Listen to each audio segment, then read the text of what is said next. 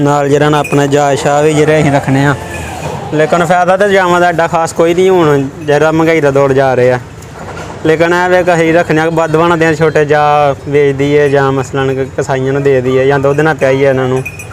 ਅਸੀਂ ਸ਼ੌਕ ਨਾਲ ਵੰਡਾ ਵੀ ਪਾਉਂਦੇ ਹਾਂ, ਦੁੱਧ ਸ਼ੁੱਧ ਵੀ ਪਿਆਉਂਦੇ ਹਾਂ। ਮਸਲਾ ਉਹਦੀ ਕੀ ਵਜ੍ਹਾ ਹੈ? ਸਾਡੀ ਮਿਹਨਤ ਅੱਲਾਹ ਤਾਲਾ ਸਾਨੂੰ ਦੇ ਦਿੰਦਾ ਹੈ। ਲੇਕਿਨ ਇਹ ਜ਼ਿਆਦਾ ਲੋਕ ਹੁਣ ਕਹਿੰਦੇ ਨੇ ਛੋਟੇ ਜਾ ਨਹੀਂ ਰੱਖਣੇ ਚਾਹੀਦੇ, ਇਹ ਉਹ ਵੇਚ ਛੱਡਣੇ ਚਾਹੀਦੇ ਨੇ, ਲੈੜੀਆਂ ਮੱਝਾਂ ਰੱਖਣੀਆਂ ਚਾਹੀਦੀਆਂ ਨੇ। ਉਹ ਗੱਲ ਠੀਕ ਹੈ, ਲੇਕਿਨ ਦੁੱਧ ਦਾ ਰੇਟ ਵੀ ਇਸ ਟਾਈਮ ਬੰਦਾ ਵੇਖੇ ਨਾ ਥੋੜ੍ਹਾ ਮਹਿੰਗਾਈ ਦੇ ਹਿਸਾਬ ਨਾਲ ਮਹਿੰਗਾਈ ਹੁਣ ਇਸ ਟਾਈਮ ਵੰਡੇ ਦਾ ਰੇਟ ਵੀ ਜ਼ਿਆਦਾ, ਹਰ ਚੀਜ਼ ਦਾ ਰੇਟ ਹੈ, ਲੇਕਿਨ ਦੁੱਧ ਦਾ ਰੇਟ ਨਹੀਂ ਵਧਿਆ। ਦੁੱਧ ਦਾ ਰੇਟ ਵੀ ਵਧਣਾ ਚਾਹੀਦਾ ਮਹਿੰਗਾਈ ਦੇ ਹਿਸਾਬ ਨਾਲ। ਉਹਨੂੰ ਅਸੀਂ ਬੰਦਾ ਰੱਖਣਾ 20,000 25,000 ਰੁਪਏ ਉਹਨੂੰ ਤਨਖਾਹ ਦਿੰਦੇ ਹਾਂ। ਉਸ ਤੋਂ ਬਾਅਦ ਰੋਟੀ ਪਾਣੀ 3 ਟਾਈਮ, ਕੱਪੜਾ ਜੁੱਤੀ ਹਰ ਚੀਜ਼ ਉਹਨਾਂ ਨੂੰ ਦੇਣੀ ਹੈ। ਇਹ ਅਸੀਂ ਕੀਤਾ ਰਿਪੇਅਰ, ਜਿਹੜੀਆਂ ਪੁਰਾਣੀਆਂ ਚਾਦਰਾਂ ਨੇ ਉਹ ਲਾ ਕੇ ਸਾਈਡ ਤੇ ਕੀਤੀਆਂ ਨੇ ਤੇ ਜਿਹੜੀਆਂ ਨਵੀਆਂ ਚਾਦਰਾਂ ਫਿਰ ਉਹਨੂੰ ਰਿਪੇਅਰ ਕਰਕੇ ਤੇ ਫਿਰ ਲਾਇਆ ਉਹਨੂੰ। ਕਿੰਨੇ ਸਾਲ ਕੱਢ ਜਾਂਦਾ ਛੱਤ? ਇਹ ਛੱਤ ਚਾਦਰ ਅੱਛੀ ਹੋਏ ਤੇ ਤਕਰੀਬਨ ਕੋਈ 50 ਸਾਲ ਕੱਢ ਜਾਂਦੀ ਚਾਦਰ। ਠੀਕ ਹੋ ਗਿਆ। ਤੇ ਬਾਅਦ ਕਦ ਅਸੀਂ ਵੇਖਿਆ ਜਿੰਨੀਆਂ ਛੱਤਾਂ ਉੱਡ ਵੀ ਜਾਂਦੀਆਂ ਨੇ, ਬਹੁਤ ਹਨੇਰੀਆਂ ਵਗਾਂ। ਜਿਹੜੇ ਬੰਦੇ ਥੱਲੇ ਸਮਾਨ ਘੱਟ ਲਾਉਂਦੇ ਨੇ, ਮਸਲਨ ਜਿੱਥੇ ਗਾਡਰ ਦੀ ਜ਼ਰੂਰਤ ਹੈ ਉੱਥੇ ਪੈਪ ਲਾ ਦਿੰਦੇ ਨੇ, ਜਿੱਥੇ 3 ਇੰਚ ਦਾ ਪੈਪ ਦੀ ਜ਼ਰੂਰਤ ਹੈ ਉੱਥੇ 1 ਇੰਚ ਦਾ 2 ਇੰਚ ਦਾ ਲਾ ਦੇਣ। ਫਿਰ ਉਹ ਕੁਛ ਅਰਸੇ ਤੋਂ ਬਾਅਦ ਉੱਡ ਜਾਏਗਾ, ਹਵਾ ਆਏਗੀ, ਥੱਲੋਂ ਉਹਦੇ ਪੈਰ ਮਜ਼ਬੂਤ ਨਹੀਂ ਕਰਦੇ। ਠੀਕ ਹੈ, ਉਹ ਮਸਲਾ ਹੈ। अस्सलाम वालेकुम जी। वालेकुम सलाम भाईजान, की हाल है थोड़ा? अल्हम्दुलिल्लाह ठीक ठाक। ਇਹ ਕਿਹੜਾ ਪਿੰਡ ਕਿਹੜੀ ਜਗ੍ਹਾ ਵੇ? सैदपुर जी। सैदपुर जी। सैदपुर ਕਿਹੜੇ ਇਲਾਕੇ ਲਾਗੇ ਕਿਹੜਾ ਮੇਨ ਇਲਾਕਾ ਹੈ? लागे सियालकोट ही लगता ਸਿਆਲਕੋਟ जी। ਠੀਕ ਹੋ ਗਿਆ। ਅੱਛਾ ਭਾਈਜਾਨ, ਇਹ ਦੱਸਿਓ ਕਿ ਤੁਹਾਡੇ ਕੋਲ ਮਾਸ਼ਾਅੱਲਾ ਇਸ ਟਾਈਮ ਡੇਰੇ ਤੇ ਕਿੰਨੇ ਜਾਨਵਰ ਨੇ?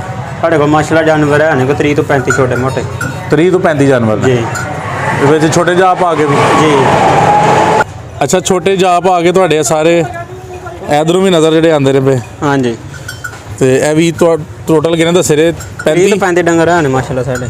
ਤੇ ਕੀ ਗੱਲ ਹੈ ਤੁਹਾਡੇ ਡੇਰੇ ਵਿੱਚ ਗਾਈਆਂ ਵੀ ਤੇ ਮੱਝਾਂ ਵੀ ਦੋਵੇਂ ਮਿਕਸ ਨੇ, ਕੀ ਗੱਲ ਹੈ?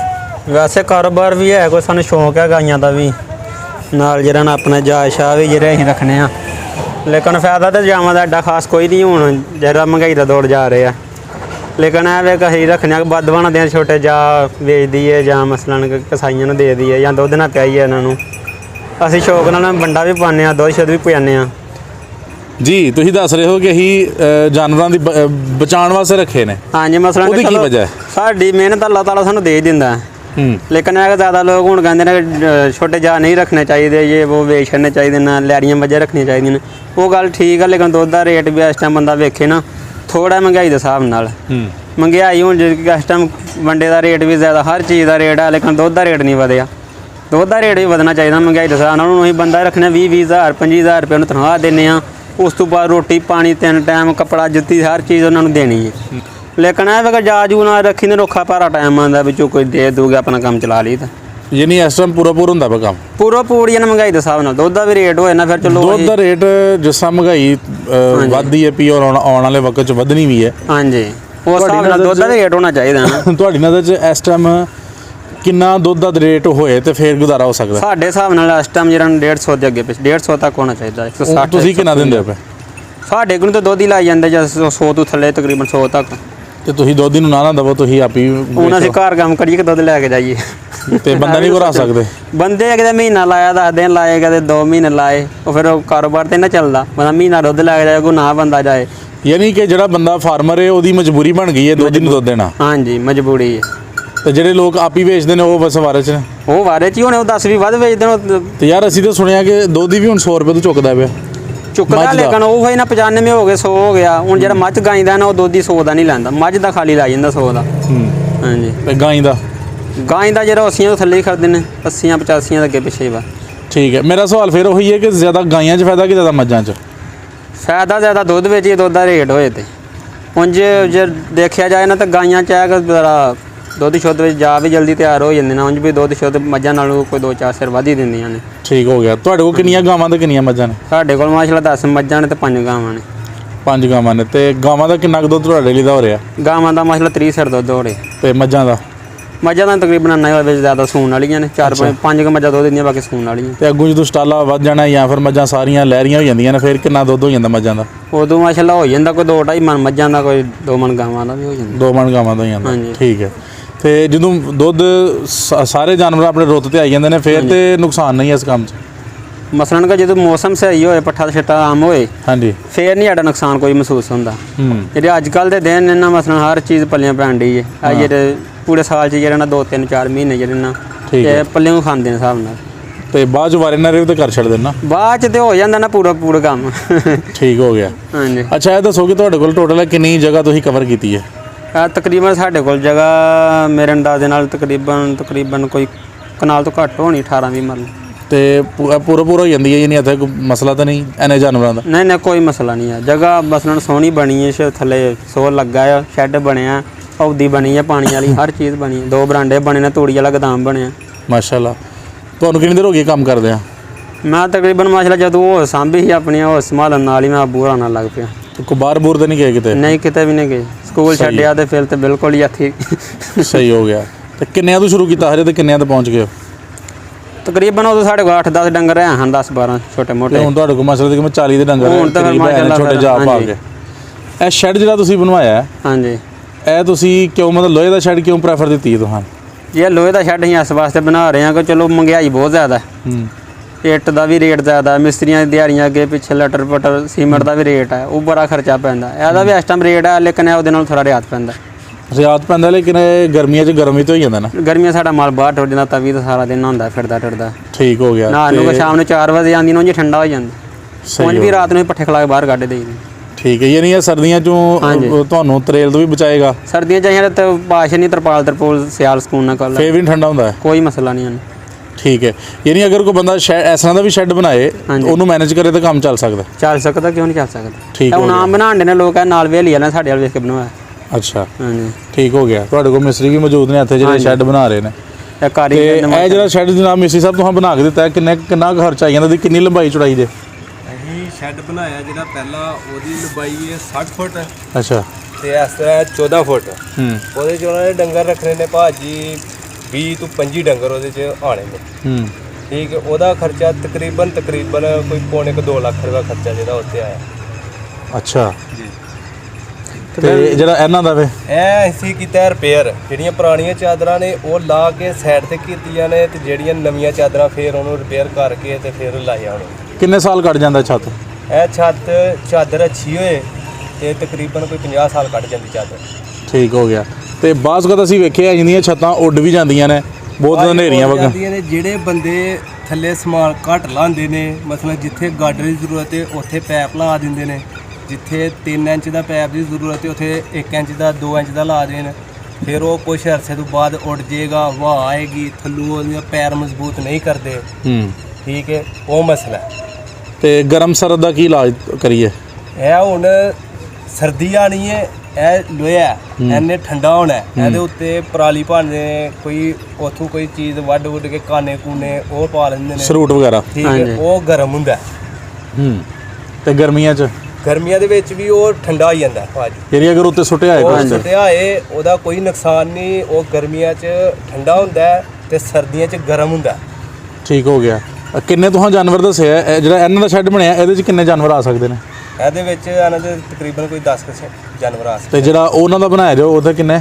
ਉੱਥੇ ਕੋਈ 20 ਤੋਂ 25 ਜਾਨਵਰ ਆ ਜਾਂਦੇ ਨੇ। ਤੇ 20 ਤੋਂ 25 ਜਾਨਵਰਾਂ ਦਾ ਅਗਰ ਢਾਰਾ ਬਣਾਇਆ ਜਾਏ, ਕੋਈ ਆਈਡੀਆ ਹੈ ਕਿ ਉਹ ਕਿੰਨੇ ਪੈਸੇ ਲੱਗ ਜਾਣਗੇ? ਉਹ ਤਕਰੀਬਨ ਕੋਈ ਜਿਹੜੇ ਬੰਦੇ ਨੇ ਬਣਵਾਉਣਾ ਹੈ ਉਹ ਕੋਈ 2 ਲੱਖ ਰੁਪਇਆ ਐਸਟੀਮੇਟ ਆਪਣਾ ਰੱਖੇ।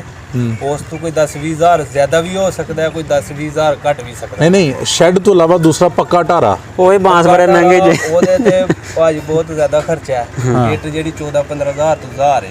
ਠੀਕ ਹੈ।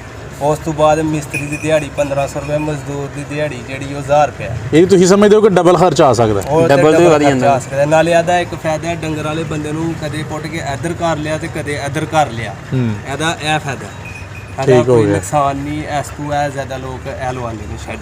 ਸਹੀ ਹੋ ਗਿਆ। ਸੇਲ ਵੀ ਕਰ ਸਕਦੇ ਹੋ। ਅੱਜ ਤੁਸੀਂ ਲਾਇਆ 2 ਲੱਖ, 2 ਸਾਲ ਤੋਂ ਬਾਅਦ ਇਹ ਤੁਹਾਡਾ 3 ਲੱਖ ਦਾ ਸੇਲ ਵੀ ਹੋ ਸਕਦਾ, ਇਹਦਾ ਨੁਕਸਾਨ ਕੋਈ ਨਹੀਂ। ਸਹੀ ਹੋ ਗਿਆ।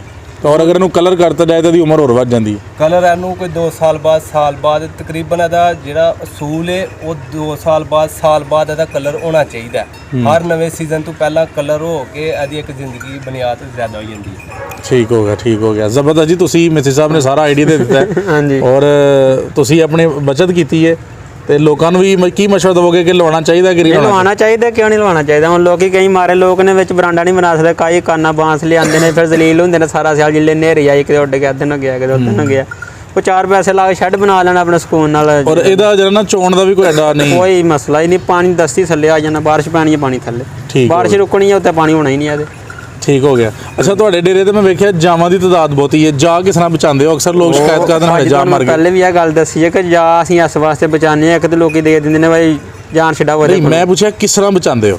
ਅਸੀਂ ਬਚਾਉਂਦੇ ਇਸ ਤਰ੍ਹਾਂ ਹੀ, ਇਹਨੂੰ ਰੂਟੀਨ ਨਾਲ ਨਾ ਦੁੱਧ ਇੱਕ ਜਿਹਾ ਪਿਲਾਉਂਦੇ ਹਾਂ, ਹੋਰ ਨਾਲ ਜ਼ਿਆਦਾ ਕਰਨੇ ਆ, ਵੱਡੇ ਡੰਗਰਾਂ ਨਾਲ ਵੀ ਜ਼ਿਆਦਾ ਤਵੱਜੋ ਇਹ ਨਾਲ ਦੇ ਦਈਏ ਕਿ ਕਿਤੇ ਰੇੜੀ ਨਾ ਜਾਣ, ਮਸਲਨ ਮਾਰੀ ਨਾ ਜਾਣ ਕਿਤੇ। ਤੇ ਜਿਹੜੇ ਇਹਨਾਂ ਦੇ ਪੇਟ ਦੇ ਕੀੜੇ ਹੁੰਦੇ ਨੇ ਉਹਨਾਂ ਤੋਂ ਕੀ ਉਹ ਅਸੀਂ ਜਦੋਂ ਇਹ ਹੁੰਦੇ ਨੇ ਨਾ ਮਹੀਨੇ ਦੇ ਵਿੱਚ ਇਹਨਾਂ ਨੂੰ ਅਸੀਂ ਮਤਲਬ ਪਾਣੀ ਦਵਾਈ ਦੇਈ ਦੀ। ਉਸ ਤੋਂ ਬਾਅਦ ਜਦੋਂ 6 ਮਹੀਨੇ ਸਾਲ ਤੋਂ ਹੋ ਜਾਂਦੇ ਨੇ ਫਿਰ ਕਿਰਮਾਂ ਵਾਲੀ ਦਵਾਈ ਦੇਈ ਦੀ ਇਹਨਾਂ ਨੂੰ ਨਾਲ। ਵੰਡਾ ਛੰਡਾ ਜਦੋਂ ਅਜੇ ਮਹੀਨੇ ਦੇ ਹੁੰਦੇ ਨੇ ਤਾਂ ਇਹਨਾਂ ਨੂੰ ਥੋੜਾ ਚੋਕਰ ਖਲ ਵਗੈਰਾ ਪਾਉਣ ਲੱਗ ਪੈਂਦੇ ਆ। ਠੀਕ ਹੋ ਗਿਆ। 6 ਮਹੀਨੇ ਤੱਕ ਦੁੱਧ ਇਹਨਾਂ ਨੂੰ ਠੀਕ ਪਿਲਾਉਂਦੇ ਆ, ਉਸ ਤੋਂ ਬਾਅਦ ਅਸੀਂ ਵੰਡਾ ਸ਼ੁਰੂ ਕਰ ਦਿੰਦੇ ਹਾਂ।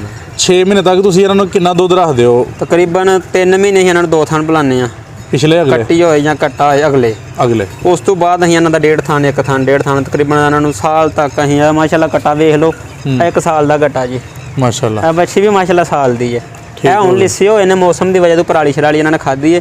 ਇਹ 2 ਮਹੀਨੇ ਪਹਿਲਾਂ ਬੰਦਾ ਵੇਖ ਕੇ ਹੈਰਾਨ ਹੁੰਦਾ 1 ਸਾਲ ਦਾ ਜਾ ਹੈ। ਸਹੀ ਨਹੀਂ ਤੁਸੀਂ ਸਮਝਦੇ ਹੋ ਕਿ ਤੁਹਾਡੀ ਅਸਲ ਕਮੇਟੀ ਹੈ? ਕਮੇਟੀ ਹੈ ਲੇਕਿਨ ਬੱਚਤ ਬੰਦਾ ਵੇਖੇ ਨਾ ਵਕਫੀ ਤੌਰ ਤੇ ਕੋਈ ਨਹੀਂ ਹੈ, ਲੇਕਿਨ ਇਹ ਕਮੇਟੀ ਹੈ। ਚਲੋ ਕੱਲ ਨੂੰ 2-4 ਬੰਦਾ ਘਾਟਾ ਵੱਧਦਾ ਆਪਣਾ ਕੋਈ ਚੰਗਾ ਮਾਰਾ ਟਾਈਮ ਟਪਾ ਲੈਂਦਾ।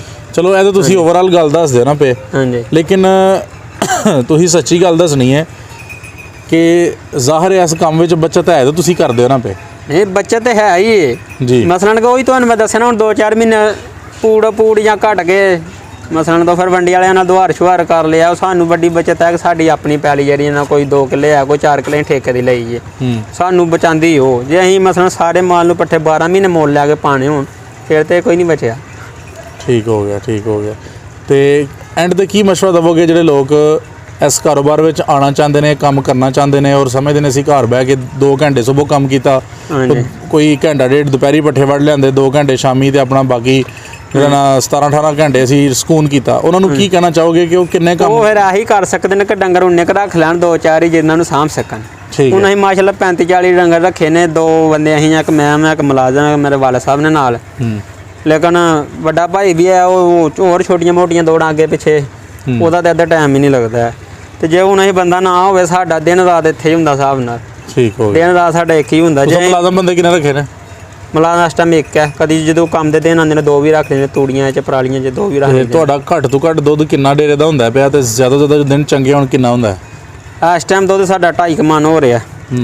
ਦਿਨ ਚੰਗੇ ਹੋਣ ਤੇ ਤਕਰੀਬਨ 4 ਮਣ ਦੇ ਅੱਗੇ ਪਿੱਛੇ ਮਾਸ਼ਾਅੱਲਾ ਹੋ ਜਾਂਦਾ। ਤੇ ਡੰਗਰ ਸੂਏ ਸਾਏ ਹੋਣ, ਦੁੱਧ ਸ਼ੁੱਧ ਲੈ ਰਹੇ ਹੋਣ। ਫਿਰ ਚਲੋ ਫਰਜ਼ ਕਰਨੇ ਆ ਨਾ ਅਸੀਂ 2.5 ਨਾ ਅਸੀਂ 4 ਲਾਉਂਦੇ ਆ, ਅਗਰ 3 ਮਣ ਵੀ ਦੁੱਧ ਦੇ 3 ਮਣ ਦੇ ਕਿੰਨੇ ਪੈਸੇ ਆਈ ਜਾਂਦੇ ਨੇ ਡੇਲੀ ਦੇ? ਉਹ 80 ਰੁਪਏ ਨਾਲ ਹਿਸਾਬ ਕਰ ਲਓ ਤੁਸੀਂ। 70 ਰੁਪਏ 80 ਰੁਪਏ ਆਮ ਰੇਟ ਹੈ ਪਿਛਲਾ। ਅੱਛਾ, ਹੁਣ ਅੱਗੂ ਜਿਹੜਾ ਕੋਈ 10-20 ਰੁਪਏ ਵਧੇ ਨੇ ਉਹ ਵੀ ਵਧਾ ਲਓ, ਤੁਸੀਂ ਵੇਖ ਲਓ। ਤੇ ਚਲੋ ਅਗਰ ਅਸੀਂ ਇਹਨਾਂ ਦਾ 100 ਰੁਪਏ ਵੀ ਲਾਈਏ ਐਵਰੇਜ, ਹਾਂਜੀ, ਤੇ ਫਿਰ ਤੇ ਕੋਈ ਪੈਸੇ 30,000 ਆ ਜਾਂਦਾ ਮਹੀਨੇ ਦਿਨ ਦਾ। ਆਹੋ ਜ਼ਾਹਿਰੀ ਗੱਲ ਹੈ। 30,000 ਵਿੱਚ ਜਾਨਵਰ ਕਿੰਨਾ ਖਾਈ ਜਾਂਦੇ ਨੇ? ਅਸੀਂ ਤਕਰੀਬਨ ਇਸ ਟਾਈਮ ਕਮਾ ਲਿਆ 50,000 ਤੋਂ ਕਨਾਲ। ਅੱਛਾ, ਜਿਹਦੇ 'ਚੋਂ ਅਸੀਂ 2 ਮਰਲੇ ਵੱਢ ਕੇ ਲਿਆਉਂਦੇ ਹਾਂ ਰੋਜ਼, ਇੰਨਾ ਹਿਸਾਬ ਲਾ ਲਓ ਤੁਸੀਂ। ਉਸ ਤੋਂ ਬਾਅਦ 2 ਬੋੜੀਆਂ ਸੁੱਕੀ ਖਲ, ਠੀਕ ਹੈ, 2 ਬੋੜੀਆਂ ਕਰਾ, 2 ਤੋੜੇ ਚੋਕਰ, ਤੁਸੀਂ ਹਿਸਾਬ ਕਰ ਲਓ ਸਾਨੂੰ ਕਿੰਨੇ ਕੁ ਬਚਦੇ ਨੇ। ਕੂੜਾ ਪੂੜੀ ਹਿਸਾਬ ਨਾਲ ਇੱਕ ਬੰਦਾ ਪਿੱਛੇ ਜਿਹੜਾ ਨਾਲ ਦਿਹਾੜੀ ਤੇ ਲੱਗਾ ਹੈ। ਹਾਂਜੀ, ਯਾਨੀ ਅਗਰ 30,000 ਆਉਂਦਾ ਪਿਆ ਤਾਂ 30,000 ਚੋਂ ਸਿੱਧਾ ਵੀਹ ਤੇ ਲੰਘ ਜਾਂਦਾ। ਹਾਂਜੀ, ਤੇ ਕੋਈ 10-5,000 ਦੀ ਖੇਡ ਰਹਿ ਜਾਂਦੀ ਪਿੱਛੇ। ਨਹੀਂ 5-10 ਹਜ਼ਾਰ ਨਹੀਂ ਜੇ ਬਚਦਾ ਰੋਜ਼ ਦਾ। ਜੇ 5-10 ਹਜ਼ਾਰ ਰੋਜ਼ ਦਾ ਬੱਚੇ ਤੇ ਹੋਰ ਕੀ ਚਾਹੀਦਾ। ਅੱਛਾ, ਤੇ ਜਦੋਂ ਦਿਨ ਖੁੱਲੇ ਹੁੰਦੇ ਨੇ ਉਦੋਂ ਤੇ ਬਚ ਹੀ ਜਾਂਦਾ ਨਾ? ਨਹੀਂ, ਉਦੋਂ ਤਾਂ ਫਿਰ ਮਾਸ਼ਾਅੱਲਾ ਹੁੰਦੀ ਹੈ ਬੱਚਾ। ਫਿਰ ਪਿਛਲਾ ਕਰਜ਼ਾ ਵੀ ਚੜਿਆ ਹੁੰਦਾ ਨਾ, ਕੋਈ ਵੰਡੇ ਦਾ ਚੜਿਆ, ਕੋਈ ਪੱਠੀਆਂ ਦਾ ਚੜਿਆ, ਕੋਈ ਉਹ ਲਾਣਾ, ਫਿਰ ਕੋਈ ਤੂੜੀ ਦਾ ਟਾਈਮ ਆ ਜਾਂਦਾ, ਫਿਰ ਤੂੜੀ ਲੈਣੀ ਹੈ। ਮਸਲਨ ਦਾ ਸਿਲਸਿਲਾ ਚੱਲਦਾ ਰਹਿੰਦਾ, ਨਿਜ਼ਾਮ ਅੱਲਾਹ ਤਾਲਾ ਨੇ ਬਣਾਇਆ, ਇਹਨਾਂ ਬੰਦਾ ਲੱਗਾ ਰਹਿੰਦਾ। ਹਾਂਜੀ, ਠੀਕ ਹੈ। ਯਾਨੀ ਕਹਿਣ ਦਾ ਮਕਸਦ ਹੈ ਜਿਹੜਾ ਬੰਦਾ ਵੀ ਖਲੂਸੇ ਨੀਅਤ ਨਾਲ ਕੰਮ ਕਰੇਗਾ ਉਹ ਮਾਰ ਨਹੀਂ ਖਾਏਗਾ। ਹਾਂਜੀ, ਮਾਰ ਸਰਕਟ ਚੱਲਦਾ ਰਹੇਗਾ। ਬਿਲਕੁਲ ਸਹੀ ਗਾ, ਸਰਕਟ ਚੱਲਦਾ ਰਹਿੰਦਾ, ਇੱਕ ਨਿਜ਼ਾਮ ਬਣ ਜਾਂਦਾ ਬੰਦੇ ਦਾ। ਹੁਣ ਸਾਡਾ ਨਿਜ਼ਾਮ ਬਣਿਆ ਨਾ, ਕਿਤੇ ਔਖੇ ਹੁੰਦੇ ਆ, ਕਦੇ ਸੌਖੇ ਹੁੰਦੇ ਆ, ਜੇ ਚੰਗੇ ਦਿਨ ਆਉਂਦੇ ਨੇ ਸਾਡੇ ਵੀ ਅੱਲਾਹ ਖੈਰ ਕਰੇ, ਕਸਰ ਕੁਸਰ ਨਿਕਲ ਜਾਂਦੀ ਹੈ, ਅਸੀਂ ਫਿਰ ਲੱਗੇ ਰਹਿੰਦੇ। ਚਲੋ ਜੀ, ਅੱਲਾਹ ਤਾਲਾ ਜ਼ਾਤ ਬਰਕਤ ਪਾਏ। ਬਹੁਤ ਸ਼ੁਕਰੀਆ ਜੀ, ਜਜ਼ਾਕ ਅੱਲਾਹ। ਕੋਈ ਗੱਲ ਨਹੀਂ, ਮਿਹਰਬਾਨੀ ਤਾਬੇ।